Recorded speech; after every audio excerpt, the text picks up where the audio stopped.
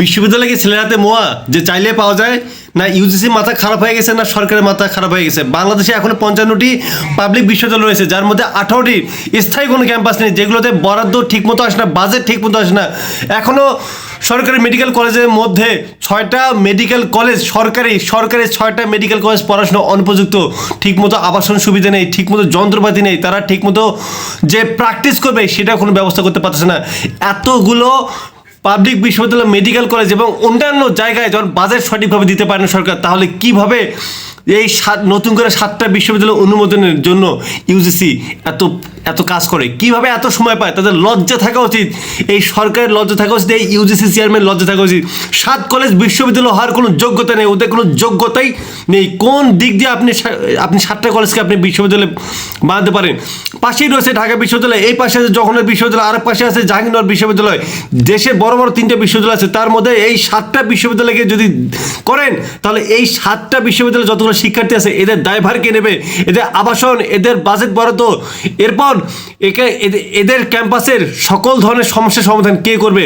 এখনও দেশে যতগুলো পাবলিক বিশ্ববিদ্যালয় রয়েছে, সারা 3 লাখের মতো এতগুলো শিক্ষার্থীর যে বাজেট যত দরকার সেটাই সরকার দিতে পারে না, ইউজিসি দিতে পারে না।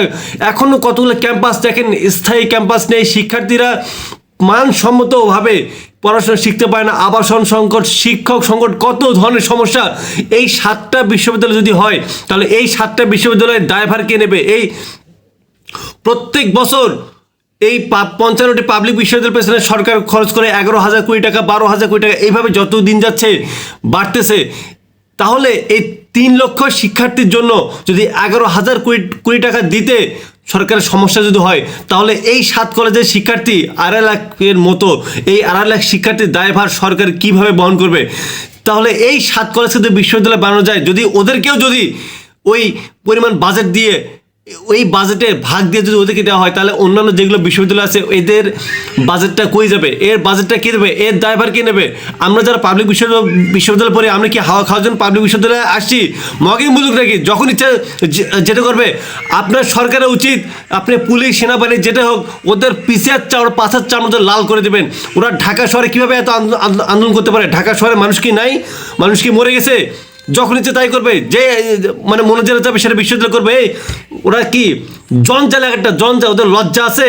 পাবলিক বিশ্ববিদ্যালয় চান্স পায় না। দেশে 60,000-এর মতো সিট আছে, সবাইকে তো সিট দেওয়া সম্ভব না। অবশ্যই এটা প্রতিযোগিতার মাধ্যমে এখানে আসতে হয়। ওরা চান্স পায় না, ওদের মেধা নাই, ওদের লজ্জা সামনে। বেহায়াগুলো সবগুলো ওই কলেজে গেছে, পড়াশোনা করে না, স্বাধীন রাজনীতি না থাকে। এসব কলেজের কি পড়াশোনা আছে? ওসব শিক্ষকদের কি লজ্জা নাই? আপনারা কি আপনাদের কি শিক্ষার্থীদের কি ক্লাসে বেরোতে পারে না?